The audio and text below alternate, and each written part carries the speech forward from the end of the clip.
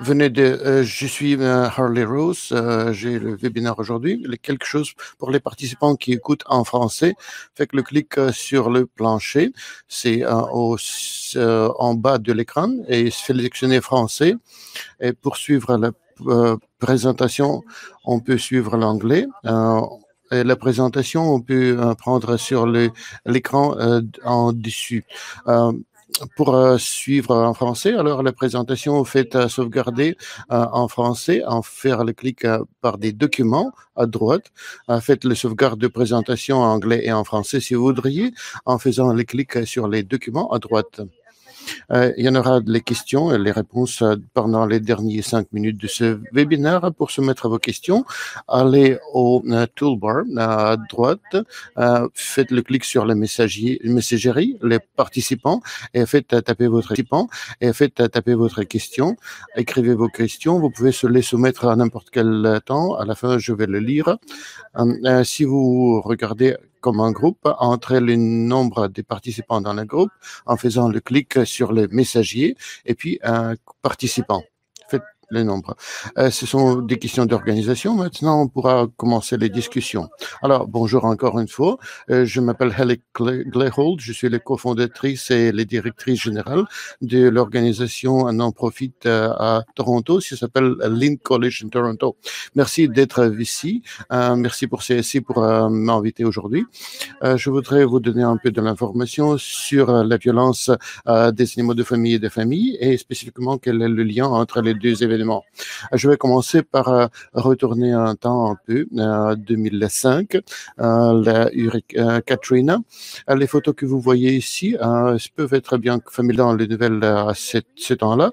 Et la raison pourquoi je vous le démontre, c'est que Katrina, l'hurricane, c'était un point très intéressant du point de vue de comment les gouvernements républicains ont pensé avec les animaux et entre les animaux et les humains. De plus que les souffrances humaines qui étaient causées par Katrina, il y en avait aussi bien des souffrances infligées aux animaux. Et un article très intéressant en 2015 a été publié. Ça s'appelle comment Hurricane Katrina a fait du mal aux gens. Le point de cet article, elle donne des profils de beaucoup de gens, mais un des gens, des profils, c'est un homme de 70 ans, plus âgé. On fait l'interview des expériences pendant le Katrina. Elle a parlé de comment les gens sont venus pour le chercher.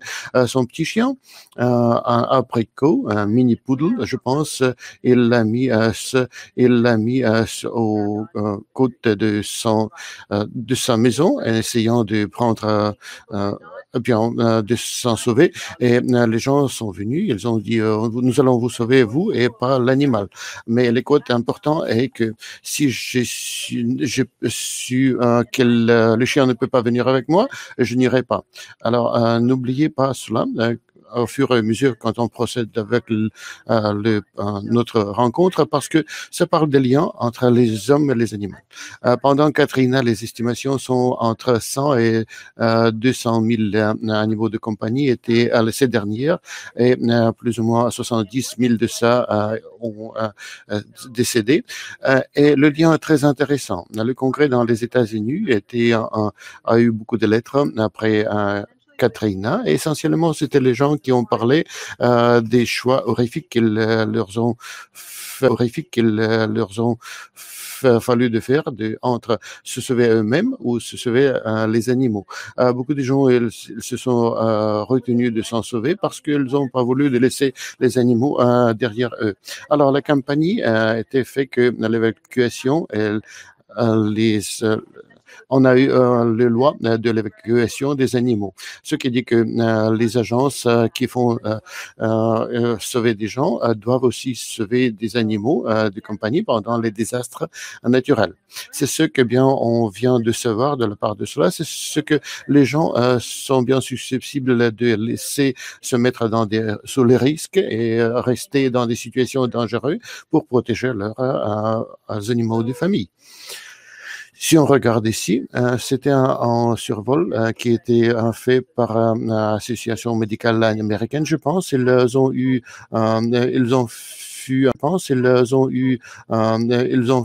fut un sondage.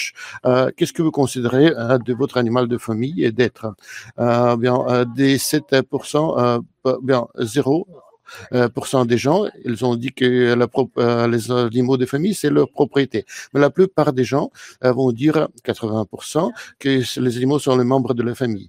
7% ont dit que c'est le meilleur ami et 13% ont dit que les animaux sont comme les équivalents aux enfants. Ça fait réfléchir et ça reflète beaucoup ce que la loi a dit. 0, on dit que les animaux sont les propriétés. Si on regarde ici que dans les yeux de la loi, des choses ont commencé de changer. Étant le médiateur journalièrement, je travaille avec des familles. Dans mes médiations journalières, j'en fais beaucoup, de médiation de qui aura l'accès, qui aura envoyé les grands chiffres. Bon, les choses commencent à changer beaucoup. Et comment la loi de famille ou les lois de propriété au moins considèrent les relations entre les gens et leurs amis, leurs animaux de compagnie. Quand on commence des changements de position dans des familles et sous les yeux de la loi pour les animaux de compagnie, les animaux de compagnie ils font partie significative de leur système de famille. Quand on fait le sondage des familles, quand on travaille avec les enfants, on essaie de comprendre la violence au sein de la famille. Faut avoir de l'espace pour comprendre cette relation entre les gens et leurs animaux de compagnie. Je vais y parler, mais c'est l'idée clé ici. Il faut prendre cela en considération sérieuse, c'est-à-dire quels sont les liens entre les familles et les animaux, c'est-à-dire quels sont les liens entre les familles et les animaux de compagnie quand on travaille avec les familles dans la violence et dans les crises. L'idée principale ici, les recherches principaux ont démontré que les recherches de type de link montrent les bases de cela. Premièrement, ces recherches étaient faites aux États-Unis, l'organisation National Link Coalition aux États-Unis, faite par Philly Arco à la tête, et d'une manière sommaire, il a décrit ce qu'est la littérature du lien. Quand les animaux sont maltraités, les personnes sont en danger. Et quand les gens sont maltraités, les animaux sont en danger. L'idée principale duquel il a parlé, c'est la corrélation significative entre les 4 types de violences familiales. Les maltraitances des aînés, violences familiales, cruauté envers des animaux et mauvais traitement envers des enfants si présents. Alors, ça veut dire que la présence de l'une de ces formes de violence, normalement, c'est seulement le dessus de l'iceberg. Dans votre travail, peut-être vous pouvez travailler pour la plupart avec les maltraitances avec des enfants, mais ce que je voudrais faire l'emphasis aujourd'hui, c'est important de regarder les autres formes des abus, les autres types de violences qui peuvent se passer au sein de la famille pour prendre les vues plus grand, plus holistique de ce qui se passe dans la famille.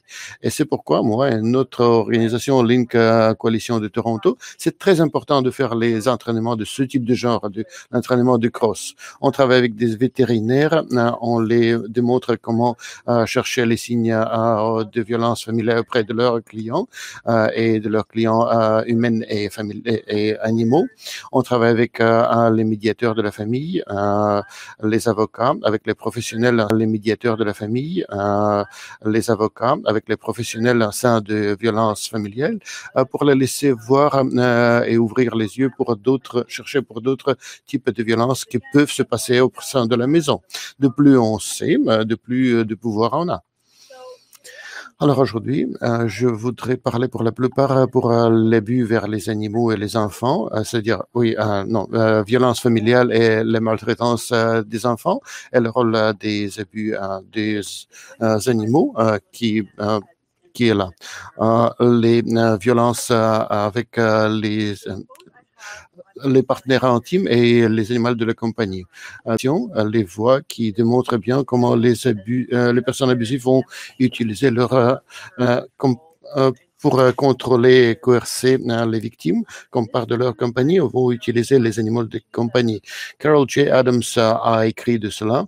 C'est une femme féministe aux États-Unis bien connue. Elle voit beaucoup de choses. Vous voyez, elle l'a écrit en 1995, mais elle était bien en avant pour identifier d'une manière sérieuse les voies, comment les personnes abusives utilisent les animaux de compagnie pour contrôler les femmes, pour la plupart. Vous savez que dans les communautés de LGBTQ, les hommes peuvent être aussi bien les victimes de violences, mais c'était très... bon, elle a pu voir les connexions très importantes et elle a vu qu'il y en a la co-occurrence entre l'oppression des femmes et l'oppression des animaux.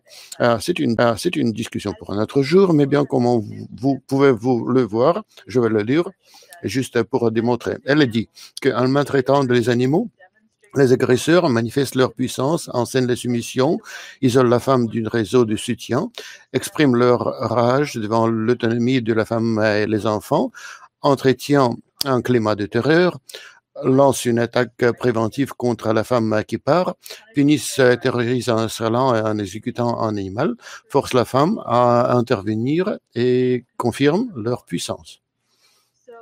Alors, dans mon travail avec les Link Coalition de Toronto, je vais y reparler de plus à la fin de la présentation. Je peux dire de la part de mes expériences, de la part des clients avec qui on va travailler, les personnes abusives ont utilisé tous ces tactiques en essayant de tenir la femme auprès du foyer, de ne pas laisser dire qu'elles sont sous l'abus, de ne pas laisser dire qu'elles sont sous l'abus. Et si la femme, la femme se trouve coercée de revenir quand les animaux sont là-bas. C'est un bon sommaire de démontrer comment les personnes abusives peuvent utiliser les animaux. C'est un des exemples dans de nos clients. On a changé beaucoup de détails, mais c'est l'exemple dans des clients de chez nous, juste pour voir comment en pratique les personnes abusives vont utiliser les animaux. Elle a dit, je viens de mettre à la fin une relation de violence et je demeure maintenant avec une famille. Par contre, quand je suis parti, mon agresseur a refusé que je prenne mon animal de compagnie avec moi. Il m'a donné le choix entre le chat, que j'aime de tout mon cœur, et les photos de mon fils qui est décédé. Il a refusé que je prenne les deux. Quand j'ai voulu prendre le chat, il a lancé mes affaires dans les corridors, pris mes clés et fermé la porte sur moi. Il menace maintenant de se débarrasser du chat et je ne sais pas s'il va le faire. Je ne sais pas quoi faire, mais cet animal m'a procuré un... Comment dirais-je? Je voudrais vous donner des exemples qui étaient moins le moins traumatisant, comme je pourrais vous montrer, mais comme vous voyez, c'est seulement le dessus de l'iceberg de ce qui se passe auprès de ce foyer-là. Et ça vous donne des idées de comment ça peut être vu dans la pratique avec vos propres clients.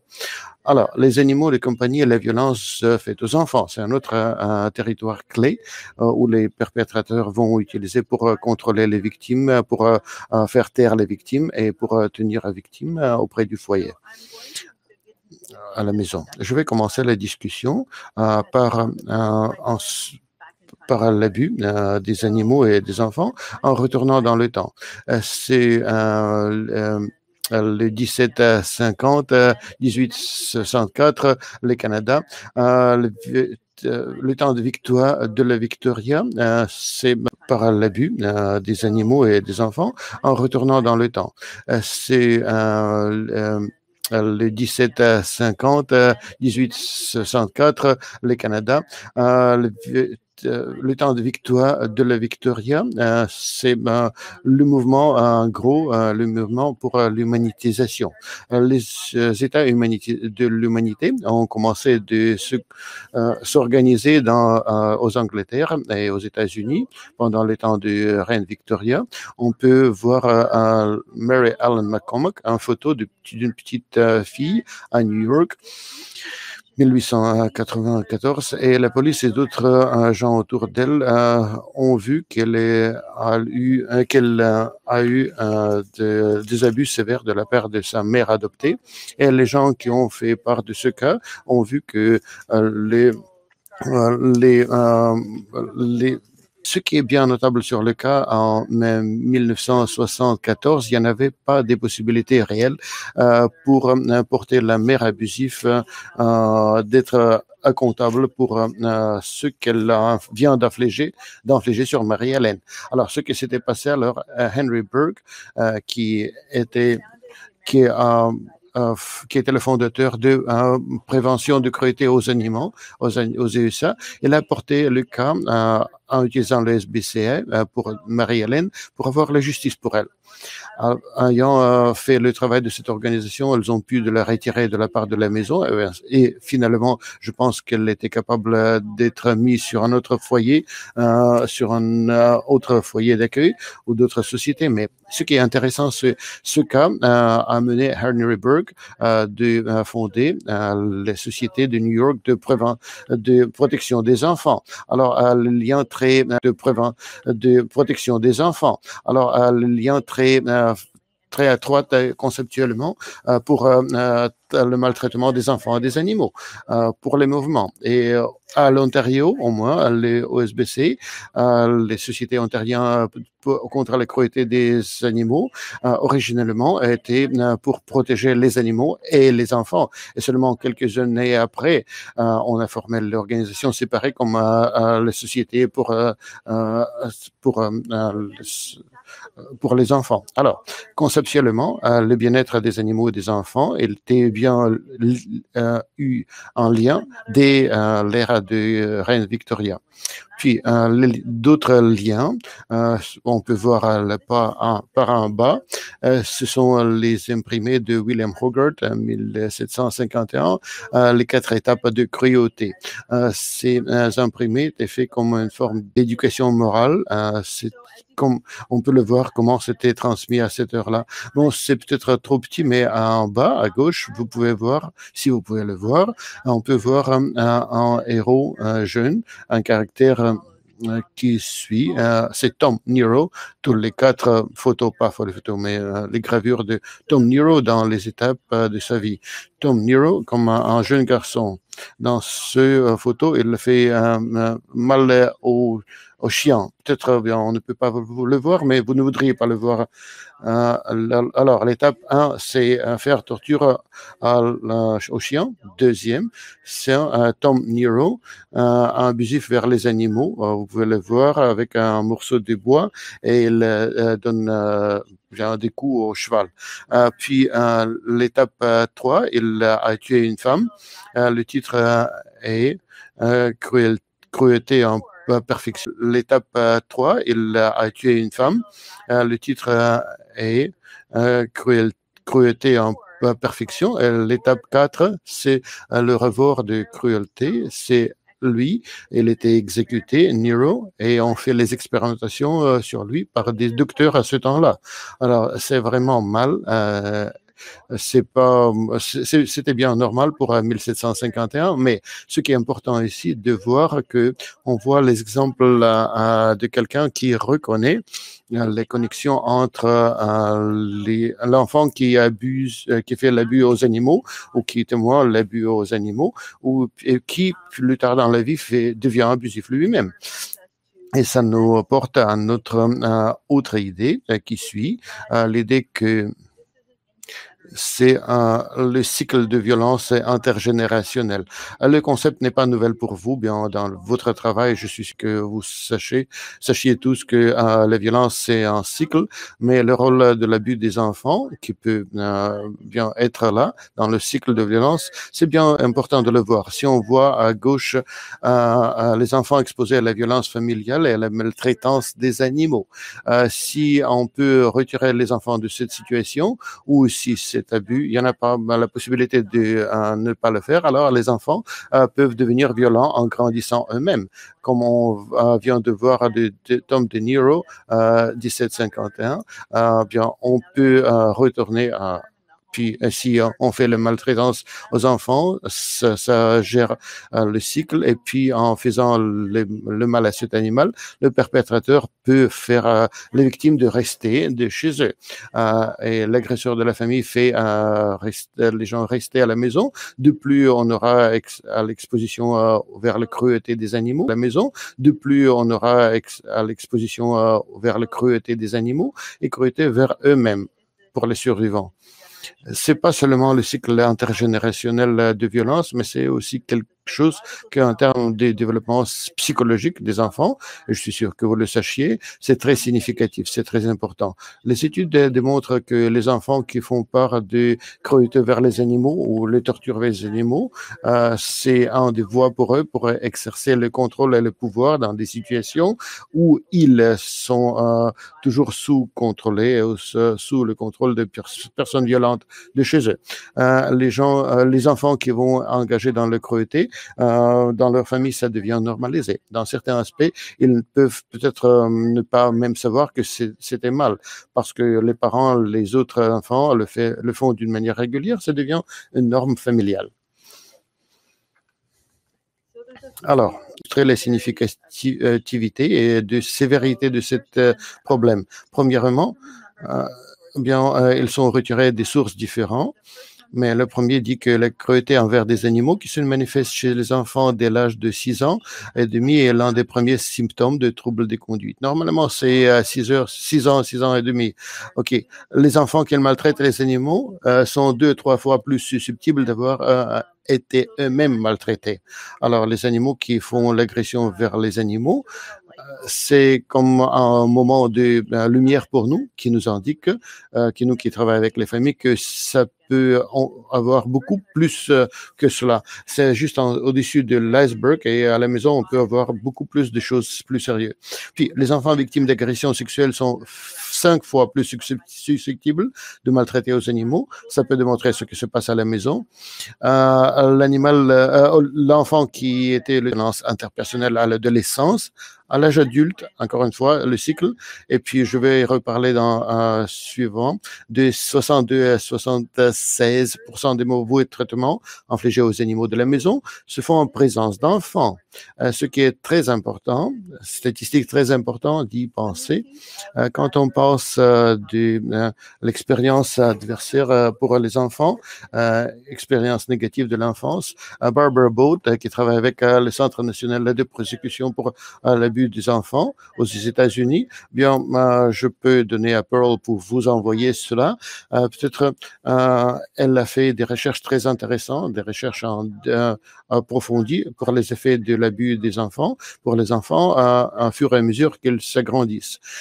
Si le fait d'être témoin de violence entre partenaires intimes et de subir d'autres formes de violence, de maltraitance, peut avoir des effets toxiques sur le cerveau de l'enfant à fur et à mesure qu'ils s'agrandissent. Si le fait d'être témoin de violence entre partenaires intimes et de subir d'autres formes de violence, de maltraitance, peut avoir des effets toxiques sur le cerveau de l'enfant. Les répercussions chez l'enfant risquent d'être encore plus graves si à cela s'ajoute la violence envers l'animal de compagnie. Pensez pour un moment pourquoi l'enfant, pourquoi est-ce que ça peut incorporer encore les effets encore plus graves si on a vu la violence envers les animaux. Vous avez travaillé avec les animaux. Pour les enfants, les animaux, c'est très important pour leur vie. Parfois, pour les enfants, le lien le plus confortant, le plus intime entre l'enfant et l'animal de la maison est un des plus intimes qu'ils peuvent avoir à la maison. Alors, le mal pour cet animal, le mal pour cet lien, c'est bien traumatique pour l'animal.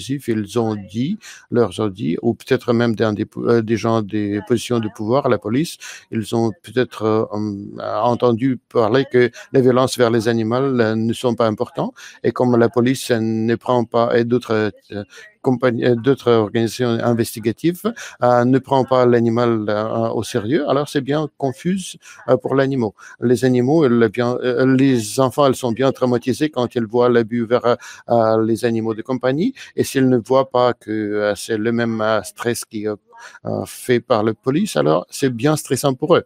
Alors, les violences aux animaux. Certains enfants peut-être bien ils pensent qu'ils ne peuvent pas démontrer leurs sentiments pour les enfants. Bien, si des gens à la maison ne disent pas que l'abus envers les animaux, c'est une chose sérieuse, alors elle ne comprend pas les enfants. Alors, bon, les enfants peut-être n'auront pas les propres réactions vers cet abus. Alors, bon, les enfants peut-être n'auront pas les propres réactions vers cet abus.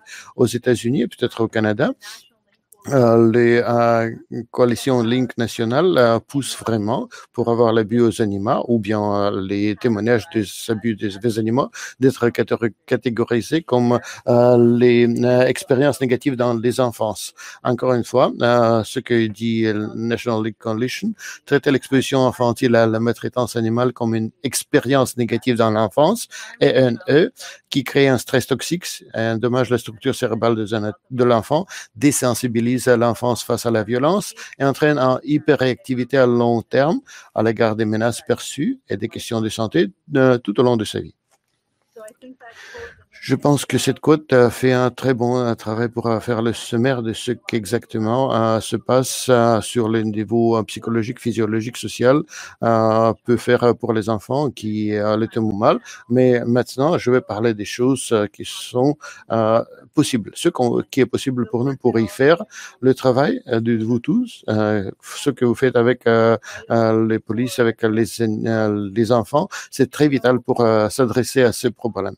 Je vais commencer à parler du programme qu'on a au Toronto. Il y en a d'autres programmes dans l'Amérique du Nord, au Toronto, un peu partout, mais bien, pour y entrer, on revient à l'exemple de 2017. Certains de vous, peut-être, vous vous souvenez avoir entendu ce cas dans des nouvelles. 2017, auprès de Las Vegas à l'aéroport, on a trouvé un petit chien. Eh bien, ça se dira bien, bonjour, je suis tué. On a eu les relations abusives pour moi. Elle n'a pas voulu de me laisser, mais bien, elle n'a pas eu d'autres options. J'ai eu voulu de me laisser, mais bien, elle n'a pas eu d'autres options. J'ai eu des problèmes avec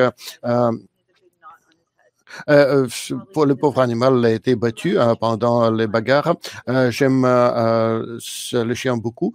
S'il vous plaît, prenez soin du chien. Je l'aime beaucoup.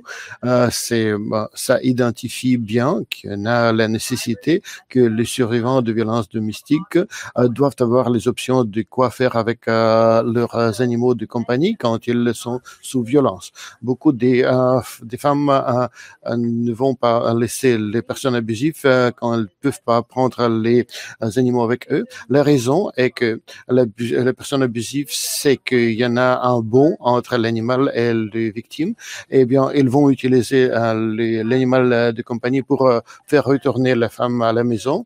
J'ai connu une femme qui a eu le courage de partir, mais puis la personne abusive vont l'envoyer les photos de qu'est-ce qu'elles vont faire à cet animal de compagnie pour le faire retourner à la maison, et beaucoup de femmes vont retourner à la maison dans cette situation.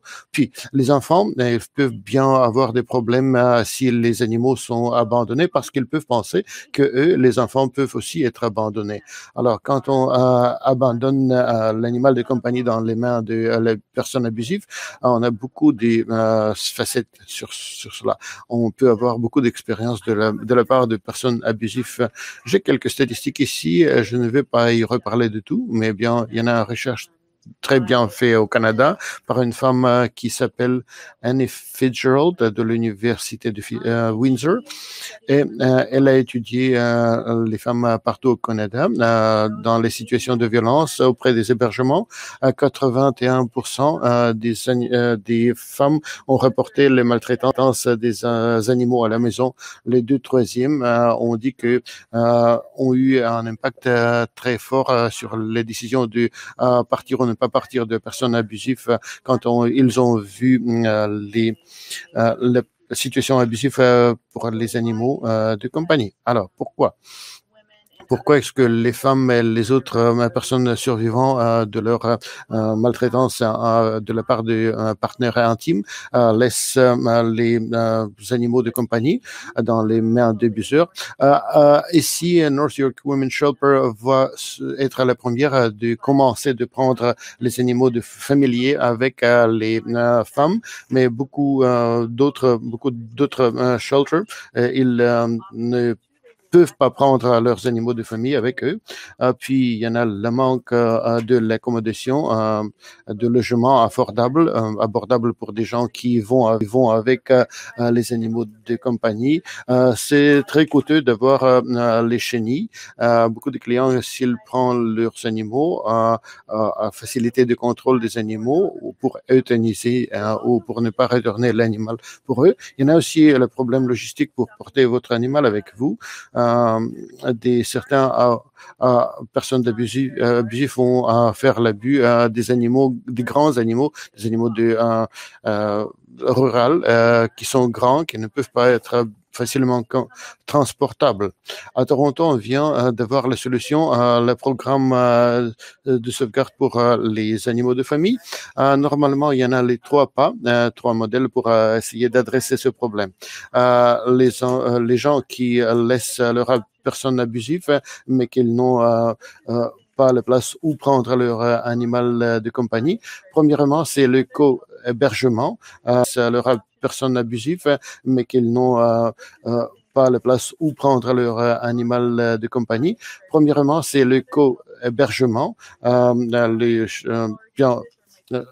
ou l'hébergement dans le modèle de co-hébergement, les hébergements peuvent laisser les survivants de venir avec leurs animaux de famille pour prendre les animaux avec eux ou dans les chenilles intérieures, extérieures, dans le garage chauffé. Durham, je sais que c'est excentrique, les deux, un à Toronto, North York Women's Shelter et Bethesda House à Durham, ils le permettent. Deuxième, c'est pension. Certains vétérinaires peuvent laisser les gens, les animaux de compagnie, de laisser les animaux auprès des vétérinaires quand ils sont allés pour puis beaucoup d'eux pensent que les femmes ne vont pas retourner pour reprendre l'animal de compagnie. Ils ne savent pas quoi faire avec l'animal. Troisième modèle on utilise ici à Toronto, c'est le modèle d'adoption. On donne un grand liste des personnes des foyers d'accueil, la liste courte et longue qu'on peut utiliser pour les services nous et aussi SafePaid Ottawa, on fait ça. On essaie de les expandre partout à Ontario. Les survivants dans la province ont l'option. On a un protocole très rigoureux pour ceux qui qui font un foyer d'accueil, les conditions pour un an et les conditions pour utiliser le programme. Ils disent tout simplement qu'ils doivent avoir les références du cas du docteur, de l'agent de police, confirmant qu'ils ont eu l'expérience de violence domestique. Ils nous disent quel type d'animaux ils ont et on essaie de l'accommoder. Puis, ici, on peut voir ça plus ou moins. Le nôtre, c'est le modèle assez simple. Une fois les survivants sont approuvés pour utiliser le programme, le survivant va laisser leurs animaux familiers à place de confidence. Normalement, c'est auprès de vétérinaires. Puis, notre personne de foyer d'accueil va aller pour reprendre l'animal. Alors, c'est important que le survivant et la personne du foyer d'accueil ne se rencontrent pas. Il y en a toujours très rigoureux de sauvegarder les protocoles.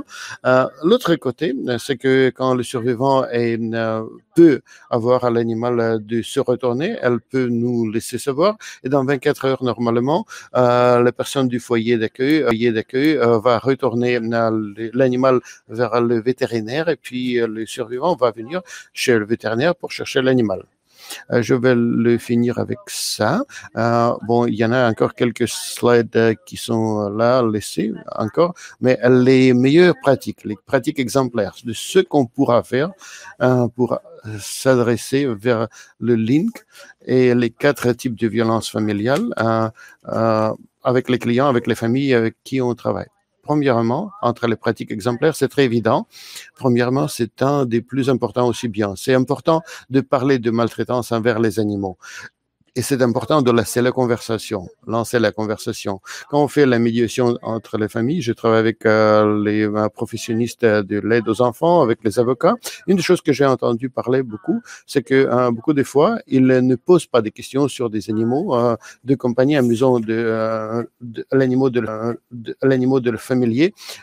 Mais une des personnes qui me dit, c'est la première chose qu'elle vient, c'est de dire bien les animaux familiers sont mis dans la pièce à côté qu'ils ne sont pas sous les pieds. Mais après devoir rencontrer avec moi, elle a compris que c'était le moment d'Aha. Alors c'est exactement ce qu'il faut ne pas faire. On suggère bien des questions sur des présences des animaux, le bien-être des animaux. Il faut voir les animaux, comment ils sont. Aussi de parler de ce qui se passe avec les animaux, est-ce qu'ils disparaissent, est-ce qu'on obtient de nouveaux animaux. Prenez bien en faisant leur admission, référence, l'évaluation, le plan de traitement, parlez-y. Aussi des expériences de ce que les enfants, ils sont beaucoup plus susceptibles de parler de vous s'ils parlent du bien-être des animaux que alors c'est l'entrée bien utile pour commencer à avoir le rapport avec le client d'enfant et essayer de les comprendre un peu mieux, leur monde un peu mieux. Un des papiers que je viens de vous envoyer, le papier de Barbara, elle vient d'avoir des suggestions très utiles ici pour les questions qu'on pourra utiliser avec les clients. Par exemple, est-ce que bien tu as déjà eu un animal de compagnie? Est-ce que tu as déjà arrivé d'avoir de la peine et d'aller chercher le réconfort après de ton animal?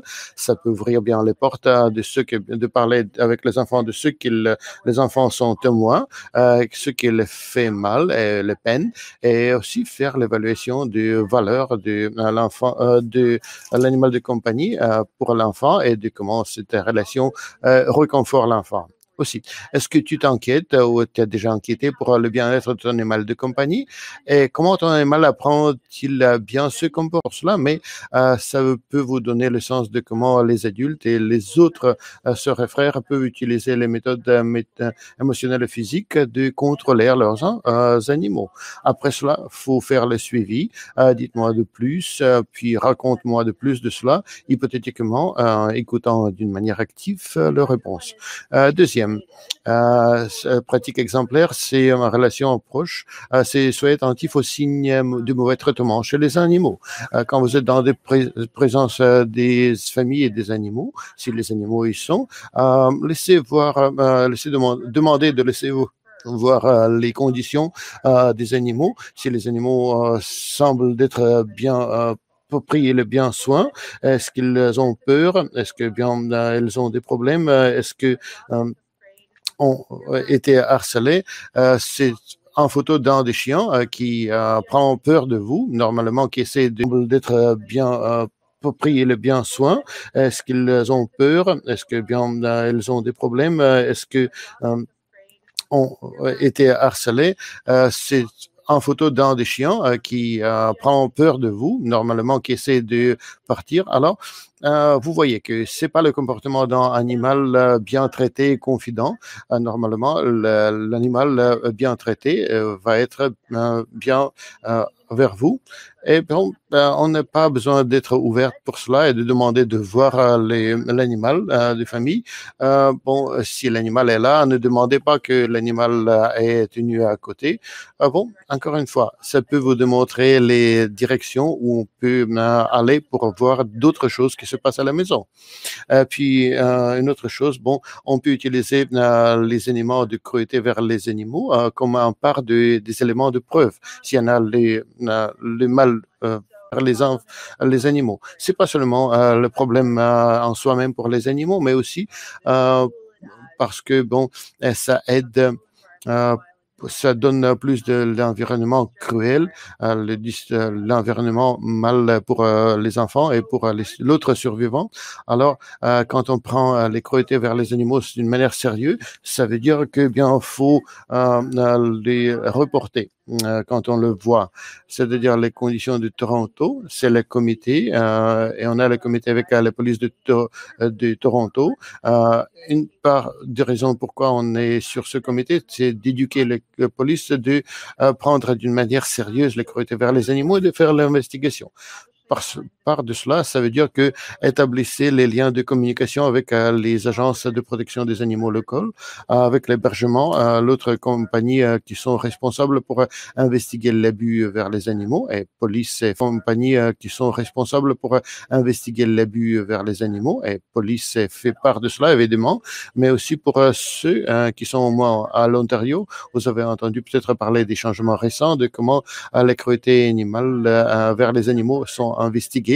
En numéro 9 que je viens de vous mentionner ici, parce que le service de bien-être était seulement mis sur la table le 1er de janvier de 2020. C'est une nouvelle place de faire le rapport de cruauté vers les animaux. C'est bien intéressant de savoir que quand les opérateurs des polices, quand ils vont venir ensemble, ils vont voir que les maisons reportées pour la cruauté vers les animaux, ce sont les mêmes maisons où police vient pour les incidences domestiques, où les opérateurs de l'aide aux enfants viennent. On peut toujours le tenir devant vous. Sachez où signaler toutes les formes de violence et de maltraitance. Les deux derniers pratiques exemplaires, c'est que l'aider, c'est important de prendre d'une manière sérieuse et avec le respect le bon entre les humains et les animaux. Respecter le lien entre les animaux et les animaux. On a vu que beaucoup de survivants sont embarrassés de dire que la raison pourquoi elles se sont laissées de rester, c'était les animaux de famille. Alors, on a eu des animaux, des enfants et les femmes qui sont restés là sous l'abus parce qu'ils n'ont pas voulu de laisser leurs animaux de compagnie seuls avec les personnes abusives. Ils ne savaient pas où les prendre. Beaucoup de ces femmes, elles sont parties finalement, mais elles ont fait un délai significatif avant de partir parce qu'il y en a un sort de problème ici. On a trouvé que beaucoup de mes clients, elles sont bien embarrassées de le dire cela aux police parce qu'ils pensent pas que la police va prendre cette relation d'une manière sérieuse. On trouve que c'est particulièrement le cas pour les pour les clients plus âgés, qu'ils ont l'enfant qui sont déjà grandis, qui sont partis, ne sont plus à la maison, et pour eux, les liaisons entre eux et les animaux de famille sont très importants. Alors, l'idée de laisser l'animal de compagnie avec la personne abusive, c'est une grande question pour beaucoup d'eux. Encore une fois, ça peut être bien, ils sont parfois bien embarrassés de le dire parce qu'ils pensent qu'ils seront chastisés ou humiliés de l'avoir dit ça, qu'ils se sont restés dans l'environnement dangereux parce qu'ils n'ont pas voulu de laisser l'animal de compagnie seul. Peut-être vous le savez déjà que c'est bien d'être gentil mais persistant en posant des questions sur les animaux de famille parce que les gens peuvent bien être embarrassés pensant que vous ne prenez pas d'une manière sérieuse cela. Mais si vous continuez à demander d'une manière persistante mais gentille de cela, vous pourriez avoir quoi on fait ces entraînements, les webinaires.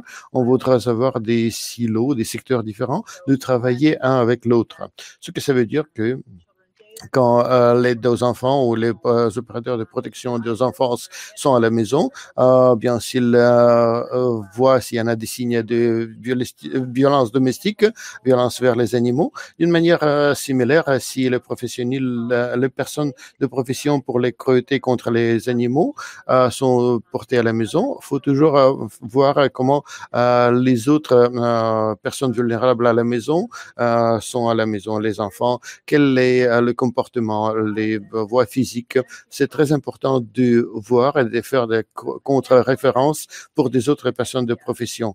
Encore, retournons à cette idée de l'iceberg. Si vous voyez un des signes de ces violences, alors c'est bien possible que les autres formes de violence sont là aussi, parce qu'il y en a la corrélation de voir et de faire des contre-références pour des autres personnes de profession.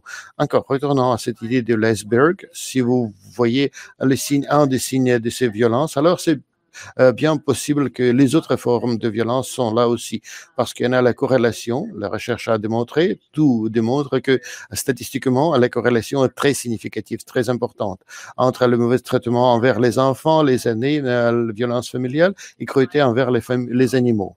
Parler de cela, parler avec vos collègues.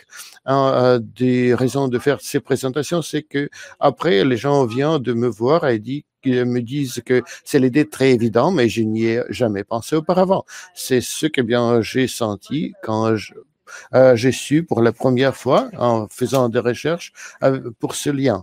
Et ça s'est passé il y en a 20 ans, mais ça reste toujours parce que c'est l'idée du sens que vont parler à leurs collègues en parlant de ce lien.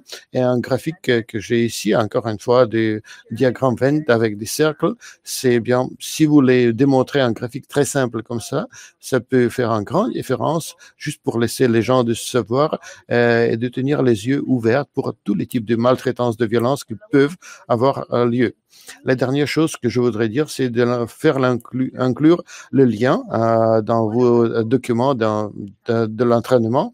On espère qu'avec Toronto de police, on peut faire l'inclure sur Link pour le curriculum de l'entraînement de police. Aussi, on travaille avec l'association médicale de vétérinaires pour entraîner des vétérinaires sur cette question, pour l'inclure cela comme le curriculum pour les collèges vétérinaires. C'est difficile, mais on espère qu'on peut continuer de laisser cette recherche agrandir, disons,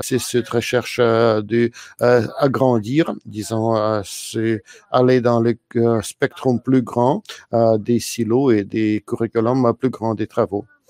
Alors, laissez-moi voir, on a encore 15 minutes, plus ou moins, un quart d'heure. Ça nous donne assez du temps pour des questions. Si des gens ont des questions, je vais vous laisser quelques ressources ici, encore une fois. Peut-être, si vous allez au Google Scholar, vous pouvez toujours entrer cela. Ça vient comme les PDF, c'est bien.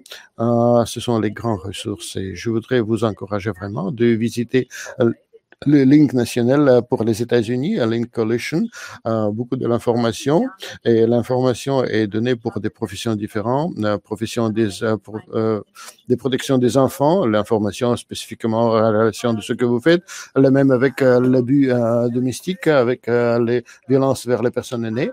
Je voudrais que vous faites regarder un peu cela, et je suis ouverte pour la question. S'il y en a des questions, laissez-moi voir un tout petit moment. Oui.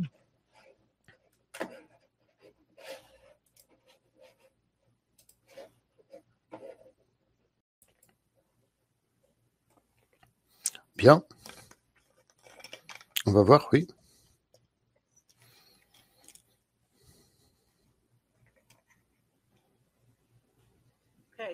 Eh bien, alors,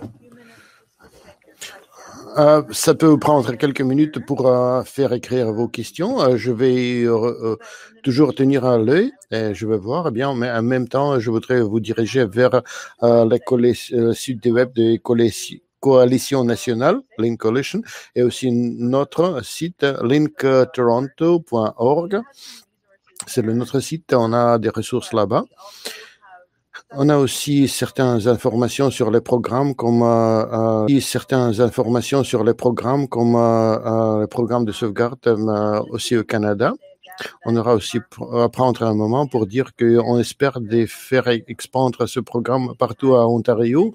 On a eu beaucoup de conversations avec des gens partout au Canada qui espèrent de commencer quelque chose de similaire dans leur propre région.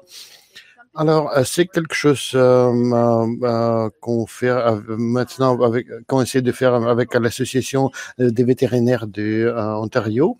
On espère d'aller plus au nord, disons, en continuant de le faire. Si vous pourriez vous imaginer, il y en a beaucoup de problèmes, des environnements différents. Quand on va aux territoires plus ruraux, les types des animaux qu'on va inclure comme les foyers d'accueil, on peut avoir les animaux de ferme, de fermiers. À Toronto, pour la plupart, ce sont les chiens et les chats pour les foyers d'accueil, si on va plus pour mettre dans les foyers d'accueil. Et aussi des questions de confidentialité et les questions de sûreté qui vient de plus. À Toronto, on a beaucoup de problèmes de mettre des animaux dans des foyers d'accueil de là qui est plus distant de la part de où les personnes abusives travaillent. Mais dans les parties rurales, ce sera difficile de mettre l'animal dans le foyer d'accueil et que les personnes abusives ne le sachera pas. C'est difficile de maintenir les confidentiels. Bon, la coalition fait de Yukon fait un grand travail. Bon, c'est bien de se le connaître. Peut-être elle travaille avec les SafePaid ou le lien, qui est très excitant. Bien, faut regarder ce qu'ils font à Yukon eux-mêmes. Et bon, si vous avez des questions, je vais voir. Oui, une des questions ici, de Christine Chion ici, de Christine Chambers, il dit, est-ce que les femmes sont capables de visiter leurs animaux de compagnie quand les animaux sont en foyer d'accueil? C'est une bonne question, c'est une très bonne question. Pour notre programme, non. Pour la plupart des programmes desquels je sache, ils ne peuvent pas, les femmes ne peuvent pas visiter leurs animaux de compagnie quand les animaux sont en foyer d'accueil. Les raisons, les sauvegardes et confidentialité. On ne voudrait pas que les clients et les gens du foyer d'accueil se rencontrent. On ne voudrait pas qu'on commence à se visiter entre eux. On ne voudrait pas aussi bien potentiellement de laisser à les personnes abusives de venir vers le foyer d'accueil parce que l'adresse du foyer d'accueil n'est pas connue d'une manière publique. Alors, on ne le permet pas. On fait les mises à jour, les photos aux clients, les mises à jour au moins une fois par mois. On essaie de le faire aux clients et à chaque fois quand les clients vont nous donner, vous envoyer un courriel, on fait une mise à jour de comment l'animal. C'est une manière intéressante. On a eu aussi on a vu les cas quand les clients disent qu'ils se sentent mieux. Qu'ils ne peuvent pas voir l'animal parce que les animaux sont dans le foyer d'accueil, ils sont dans le foyer d'accueil, ils ont eu beaucoup de traumas et pour eux, c'est plus confortable de savoir que l'animal de compagnie est calme et bien pris soin et qu'il c'est un problème de moins pour eux. C'est très intéressant de le savoir. À un certain point, on vient de considérer d'avoir, disons, un type de voie de comment on pourra mettre les animaux auprès des shelters pour laisser les femmes de les voir. Mais c'est très stressant pour les animaux parce que quand les animaux reviennent de voir la personne, et ils l'aiment beaucoup et puis après, il faut les séparer encore une fois. C'est très difficile. Très difficile aussi pour les animaux. Alors, à ce point-là, il y en a des programmes à Nova Scotia. Est-ce que vous pourriez donner l'information de contact à votre présentation à nous? Alors, laissez-moi demander la Pearl de cela. Oui, certainement, mon information de contact. Oui, vous pourriez m'envoyer un courriel. Le courriel, c'est info, linktoronto.org. linktoronto, comme un seul mot, .org. Je suis toujours là pour répondre à les questions. C'est pourquoi on aime de faire des présentations de genre. Faites les questions au programme de Nova Scotia. Laissez-eux d'aller à linktoronto.org, notre site web. Et je crois qu'on a ce programme entre les listes. Sinon, envoyez-moi un courrier parce que je pense que quelque chose se passe à Nova Scotia, mais je ne suis pas bien au courant de cela. C'est une très bonne question et laissez-moi de faire le suivi pour cela. Parce que je sais que bien c'est très intéressant. Et il y en a beaucoup dans l'intérêt. Je sais que bien c'est très intéressant. Et il y en a beaucoup dans l'intérêt à l'est pour les programmes, pour les links, pour les programmes de sûreté. Beaucoup de choses se passent aussi à Alberta et beaucoup de choses se passent évidemment à BC, qui sont toujours avant tous, et bien à Vancouver. Mais la part de l'est du pays, ça se passe aussi bien et il faut que je fasse un suivi sur cela. Oui, la présentation, vous pouvez le faire sauvegarder maintenant, la présentation. Si vous avez des problèmes à faire sauvegarder, envoyez un courriel à Pearl. Oui, Pearl vient de dire maintenant que vous pourriez sauvegarder le document sur l'onglet de document maintenant. Et puis, oui, les deux papiers desquels je viens de faire la référence, je vais vous envoyer, si vous faites, envoyez-moi un courriel. Je viens de faire la liste à la fin de présentation. Faites le Google sur Google Scholar et les PDF vont venir. D'autres questions ici? Laissez-moi voir. Laissez-moi voir.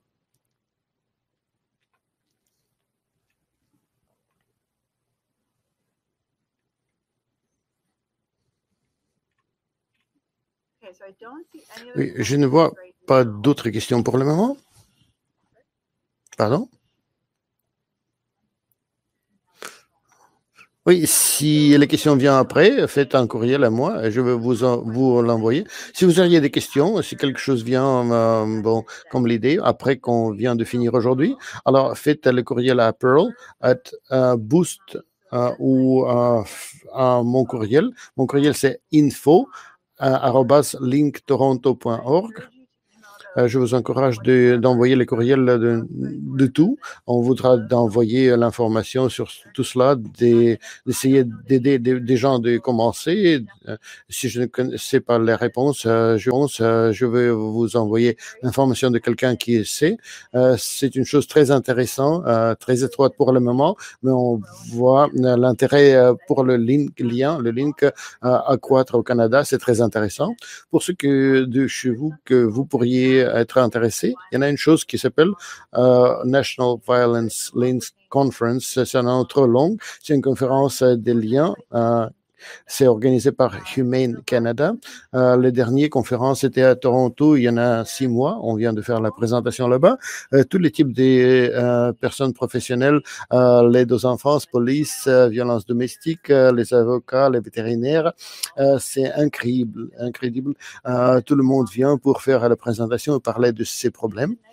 Et une bonne chose de cela, auparavant, c'était à Ottawa, à notre conférence, mais comme vous savez, je suis sûr, c'est très simple de commencer d'y parler et de parler des choses qui sont mal, mais la chose la plus grande pour la conférence, c'est ça vous donne de l'énergie.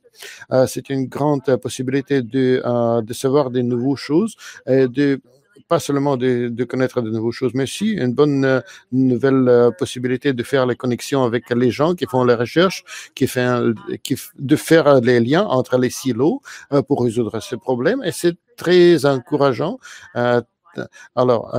National Violence Link Conference ou Canadian Links Violence Conference, faites en Google. Je peux le laisser là et puis je vous encourage